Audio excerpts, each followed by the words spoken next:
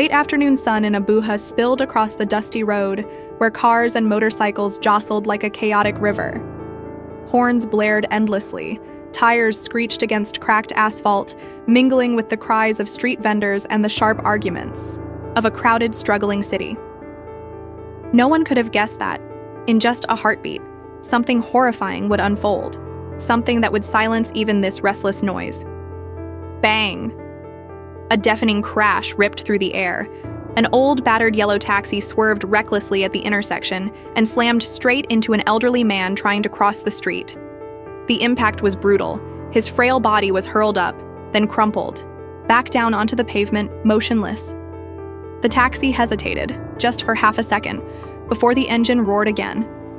The driver fled, leaving behind a cloud of smoke and a street frozen in shock. The old man, perhaps in his 60s, lay curled on the road. His white hair was matted against his blood-stained temple. His clothes were worn thin, his body trembling like a candle flickering in the wind. Dark red blood seeped slowly across the gray pavement. His eyes half closed, breath shallow, he was slipping away. But the most chilling part? No one stepped forward to help. People stopped. They pointed. They whispered, "Poor man. He's not going to make it." Who would dare get involved? Too much trouble. What if the police think you're the one who hit him? Their words were cold, selfish. Mixed with the roar of engines and the acrid smell of burnt rubber, the scene became a portrait of chilling indifference. Then, among the frozen crowd, a small, sputtering motorcycle came to a halt. On it was Adana, a delivery rider barely in her 20s. Her sun-kissed face was tired, her frame petite, swallowed in a faded green uniform. A large styrofoam box was strapped to her back with fraying ropes, filled with food orders waiting to be delivered. She had been racing toward her final delivery of the day, a crucial order. If she was late, her company would fine her. Worse, she might even lose her job, her only fragile lifeline. But now, her eyes locked on the old man lying lifeless on the road. Her heart pounded. The city noise seemed to fade, replaced only by the pounding of blood in her ears and the image of a human, life bleeding out before her. In her pocket, her phone vibrated endlessly, the customer calling, urging her to hurry. Time was running out. Every second meant the risk of being late. Yet, on the ground, an old man hovered between life and death, desperately needing someone to carry him to a hospital. Save her job or save his life. Adana's mind spun. She thought of her two younger sisters at home, Amira, just 15, and little Aisha, only 10. Since their parents died in a pandemic, the three of them had barely scraped by. This delivery job was their only source of food, clothes, and school fees. Losing it meant losing everything. But if she abandoned the old man, would her conscience ever forgive her? Would she ever sleep without hearing the echo of his last shallow breaths or seeing the blood trickling from his temple? Cars swerved around him, treating his body like just another obstacle on the road. The crowd still murmured, still stared, but not a single soul bent down. A city of millions, and no one willing to reach out. Adana bit her lip until it bled. Sweat trickled down her temple. Time was running out. Two voices battled inside her mind. If you stop, you'll lose your job. Your sisters will go hungry. Who will take care of them? If you walk away, you'll kill a man. Will you still be human? The old man's face had gone pale. His hand twitched as if reaching out for help, then fell limp. That image pierced Adana's heart like a blade. She drew a trembling breath, then abruptly pulled her motorcycle to the side of the road. Her legs shook, but determination carried her forward. Gasps rose from the bystanders. Some shook their heads. That girl's a fool. She's asking for trouble. But Adana no longer heard them. She knelt beside the old man, pressing her hand against his chest, searching for a heartbeat. Faint, fragile, but still there. In that instant, she knew his life was in her hands. She raised her voice, shouting at the crowd, "Does anyone have a phone? Call an ambulance, hurry!" Silence. Dozens of eyes stared, but no one moved. A few even stepped back, as if afraid death itself might spread to them. Adana clenched her jaw. With shaking fingers, she pulled out her own phone. She nearly dropped it, but her voice stayed firm as she dialed emergency services. "There's been an accident! An old man was hit by a taxi. Please come quickly. Road 5, near Wu's Market." She hung up, then leaned close to the man, whispering, "Please hold." "On, sir, help is coming. I won't leave you." But inside, fear clawed at her chest. If the company found out she missed her delivery, she could be fired. And if she was fired, who would feed her sisters? The city carried on, indifferent. Cars honked, vendors shouted, people hurried by. Only one young woman, kneeling in the dust, clutched the hand of a dying man. A small moment in the chaos of life, yet enough to reveal the sharp contrast between cruelty and compassion. And in that moment, Adana's destiny shifted. Because sometimes, even the smallest decision can alter the course of an entire life.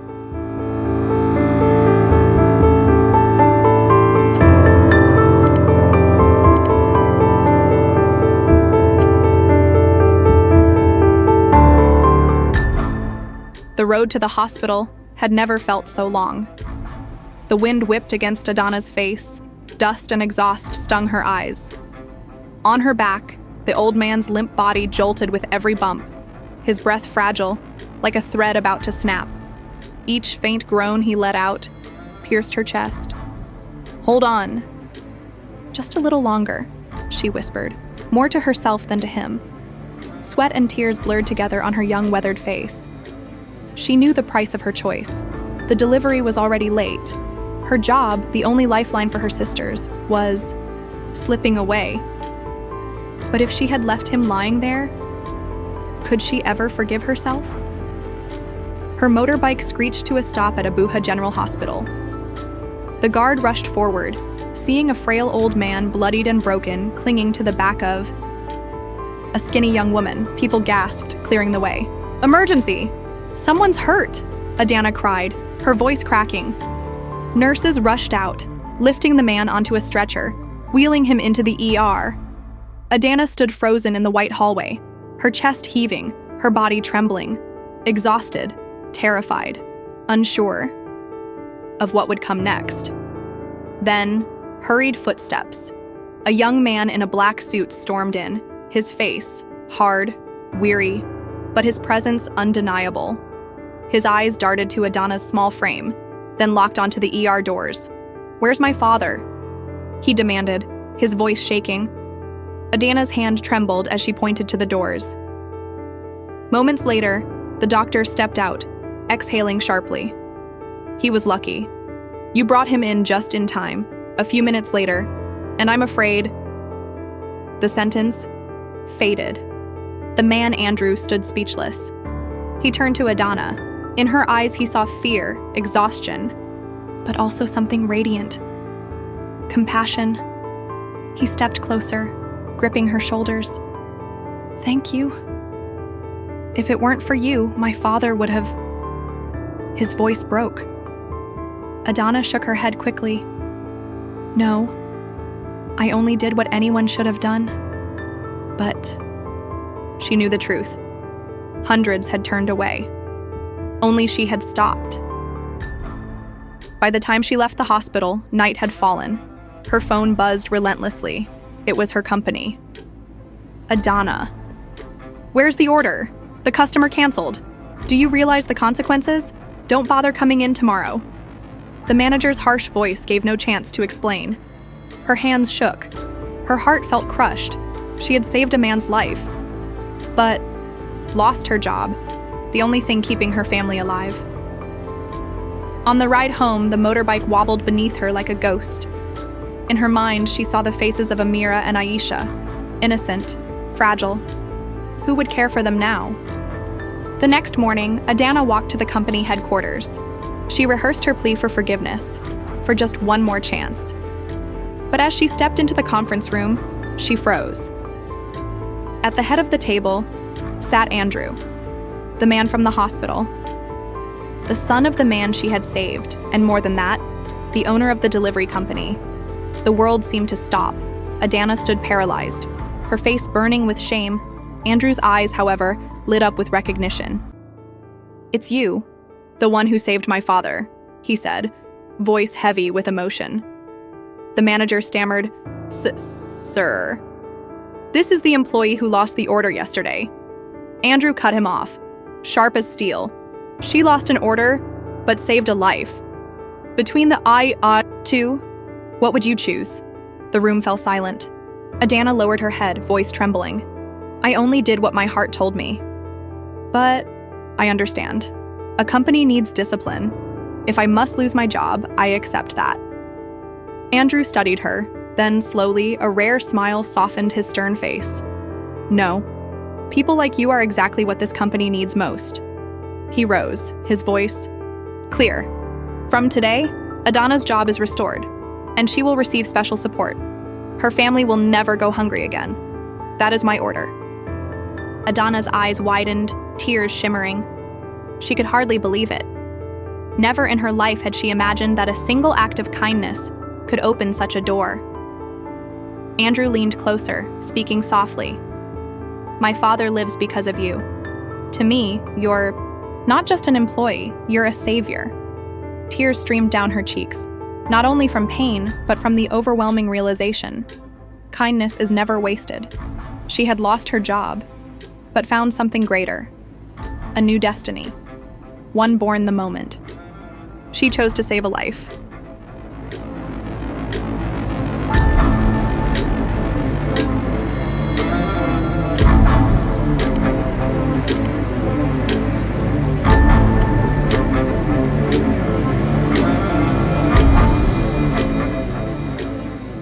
That night, after all the chaos, Adana sat quietly on an old wooden chair inside their shabby little room.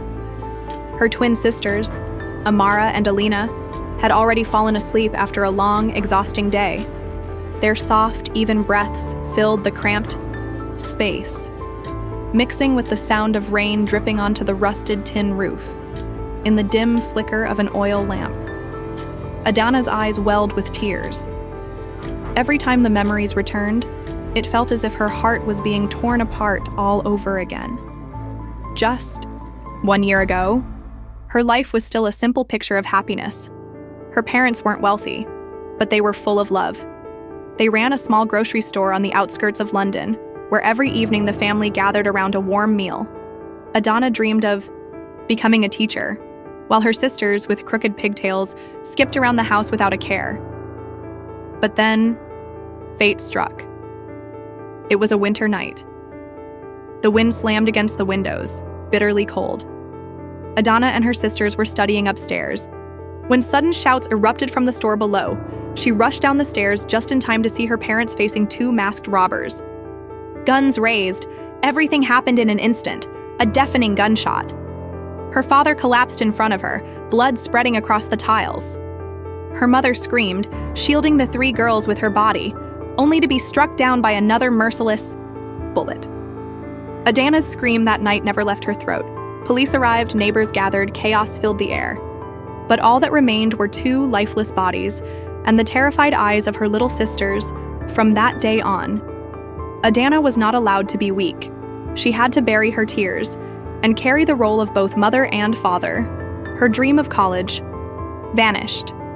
In its place came long days of delivery work, hard, unstable, but enough to keep the three sisters alive. Every morning, when fog still hung over the streets, people saw a thin young girl in a worn-out coat, pushing an old motorbike, a shaky box strapped to the back. She rode across the city, through luxury villas and dark alleys alike. Her hands became calloused, her eyes shadowed with sleepless nights. Yet, every evening when she returned home, she smiled, feeding her sisters, helping with homework, singing them to sleep with the same lullabies their mother once sang. And each night, after they drifted off, Adana sat by the window, whispering to, the stars, "Mom, Dad, I will protect them for you. No matter what it costs me, I won't let them suffer again." Life dragged on, harsh, exhausting. There were times she nearly broke, when rent piled up, when bills stacked high, when packages were returned, over a delay of just minutes. But each time she saw Amara and Alina's innocent smiles, she clenched her fists tighter, forcing herself to stand back up. And then, the arrival of Andrew and his father changed everything. After being saved by Adana's sacrifice, Mr. William, Andrew's wealthy father, came to their tiny room. Himself, he could hardly believe that the girl who risked her life for him lived in such poverty, cracked walls, a crooked wooden table. Dinner, only a few slices of stale bread. His heart ached at the sight. Even Andrew, usually cold, sharp, and unshakable in business, was struck silent by the scene. He had never imagined that in a glittering city like theirs, there could still be lives so fragile, yet so dignified.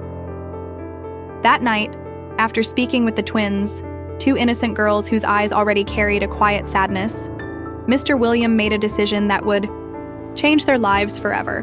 My dear child, from today, you and your sisters will no longer live here. Come to my home. Think of me as your father, your grandfather. You deserve a better life. Adana's lips trembled as tears streamed down her face. She had never begged for pity, but the sincerity in William's voice she could not refuse. And so, the doors of a wealthy household opened, welcoming the three sisters. They stepped into a new world, a world of warm lights, tables full of food, and most of all, the embrace of a second family. But deep down, Adana knew. The painful past still lived inside her, and no matter how much help she received, she reminded herself, I must never forget that pain, because it made me who I am today.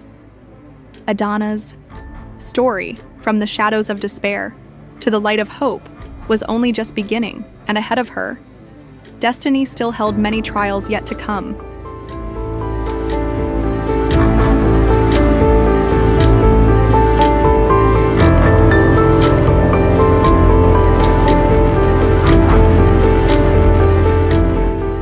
For a while, peace seemed to return to Adana and her sisters, under the care of Andrew's family. A spacious home, warm dinners, moments that felt like a brand new chapter of life. It almost seemed as though the shadows of the past had finally faded. But sometimes, secrets buried deep in darkness always find a way to rise again, to shatter the illusion of peace. One late afternoon, as Adana was walking her sisters home from school, an old neighbor appeared at the gate of Andrew's mansion. It was Mrs. Marlene, her wrinkled face etched by time, yet her eyes burning with an unsettling gravity. Adana, she whispered, her voice trembling, there's something you must know. Your parents' death was not an accident. It was not just a random robbery. Adana froze. Her chest tightened as if her heart had been caught in a vice. She forced a faint, nervous smile, thinking perhaps the old woman was only stirring up sympathy. But then, Marlene's piercing stare, heavy with sorrow, told her otherwise. You believed they were taken by nameless thieves, but the truth is, someone wanted them dead. They were assassinated, and the one behind it was a powerful businessman in this very city. Your parents uncovered a dark secret in his dealings, and the price they paid was their lives. Marlene's frail hand trembled as she gripped Adana's. In that moment, Adana's world collapsed, all over again. For years, she had buried her pain beneath the belief that it was fate, a cruel twist of chance. But now the truth cut through her soul, like a blade reopening an old wound. Adana's eyes brimmed with tears. She wanted to deny it, but deep inside, her heart told her Marlene was not lying. That night, she told Andrew everything. When he finished listening, his face grew dark, his eyes blazing with fire. I believe you, and I'll stand with you. We'll find the truth, together. He gripped her hand tightly, his gaze unwavering. From that day forward, their lives shifted onto a new path, not of peace, but of pursuit, a pursuit of justice, and with it, danger. Because the man behind her parents' murder was not only wealthy, he was powerful. Andrew began using his family's influence to open doors. He hired private investigators. He reached out to independent journalists. He followed every faint trail that might lead them closer. Meanwhile, Adana lived in constant fear. The deeper they dug, the darker the shadow grew. She knew that challenging such a man meant risking everything. Not only her life, but Andrew's and his family's. There were nights when Adana dreamed of her parents, standing at the alley where it all happened, blood staining their clothes. But in their eyes, a plea. You must go on. You must uncover the truth. Her grief became her strength. Even when tears blurred her vision, she kept moving forward. Months passed. Piece by piece, the puzzle took shape. The man behind it all was Victor Bellingham, a celebrated tycoon, praised as a symbol of success. But behind the curtain, money laundering, real estate manipulation, and corruption, all hidden beneath a glittering mask, and Adana's parents had stumbled upon the proof. That was why they had to die. When the story finally broke in the press, the entire city was shaken. Many believed a man as powerful as Victor would escape. But under the weight of public outrage and undeniable evidence, he was arrested and brought to trial. The day of the trial, Adana sat in the gallery, her hands trembling. On the stand, the once feared businessman looked pale, broken, stripped of all power. When the verdict was read, life imprisonment, Adana broke down in tears. Not out of vengeance, but because, at last, justice had spoken her parents' names. Andrew squeezed her hand and whispered, "You did it, Adana. Your parents are smiling from above." And in that moment she understood. This fight was never only for her parents' rest, it was for her own freedom. For the truth, no matter how cruel, is the only thing that allows us to move forward.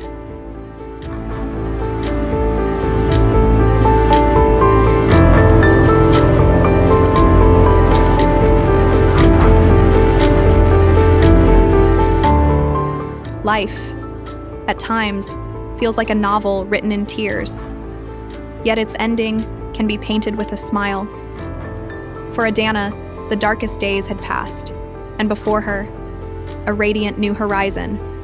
After everything, Andrew was no longer just a companion, no longer just a benefactor. He had become a part of her heart. Together, they had faced hidden secrets, buried sorrows, and the tears that come when truth is finally revealed. From those moments, an invisible bond grew stronger, binding two souls who once seemed to come from entirely different worlds. At first, Adana struggled to believe she was worthy of such love. She was only a poor delivery girl who had fought day by day to care for her sisters.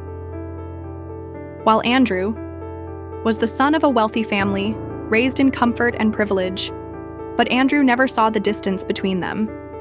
He only saw a young woman with eyes of resilience, a heart full of compassion, and a spirit more precious than any jewel. "Adana," he said one golden afternoon in the garden, "you don't need to become anyone else. It's you, your past, your scars, your strength that made me love you." Tears fell from Adana's eyes, but this time they were tears of happiness. For the first time in years, she allowed herself to dream of a future, not just to survive, but to live, to love, to hope. In the months that followed, life opened a new chapter. With the support of Andrew's family, Adana returned to university. At first, she felt lost, intimidated by the vast lecture halls, by classmates who carried themselves with ease, while she carried a heavy self-doubt. But Andrew reminded her, "You are not behind. You've already fought battles most will never face. All you need is to believe in yourself." And she did. Step by step, Adana proved her strength. She studied not only to change her fate, but to become living proof for her sisters that a path from darkness into light always exists, so long as you don't give up. Her twin sisters, under Andrew's family's protection, also blossomed, strong, joyful, proud of the sister who had sacrificed her youth to keep their home intact. What once seemed like a shattered family was now writing its story anew. Their wedding was simple, yet filled with warmth, not defined by extravagance, but by the sacred promise of a beginning. When Adana walked down the aisle in a pure white dress, Andrew's eyes shone with pride, not just because she was his bride, but because she had become a testament to compassion and unshakable will. After the wedding, Adana did not choose a life of comfort alone. She chose to give back. Her story of loss, resilience, love, and kindness became a guiding light for thousands still struggling in the dark. She began speaking at schools, community centers, and eventually on global stages. And each time she spoke, she didn't just recount her journey. She carried with her a message. One act of kindness can change everything. Kindness was the hand Andrew and his father once extended, pulling her out of despair. Kindness was the force that kept her from abandoning her sisters. Kindness was the proof that even in a world full of shadows, there will always be candles burning bright. Years later, when Adana looked back, she no longer saw a lonely girl peddling deliveries through stormy nights. She saw a proud woman, a mother, a wife, a voice that inspired. Her painful past had not vanished, but had become the foundation upon which she built her new life. Standing beside Andrew, before audiences listening to her story, Adana smiled, because at last she understood. Happiness is not about how much we have, but how much we give. And every time she shared her story, she lived once more, not just for herself, but for all those still searching for a light to lead them out of the dark. The story ends here. But for Adana, her journey has only just begun. Life sometimes places us at a crossroad no one ever wishes to face. On one side, our work, our career, built from years of sweat and sacrifice. On the other, a human life, a heart waiting in despair for someone to reach out. Which would you choose?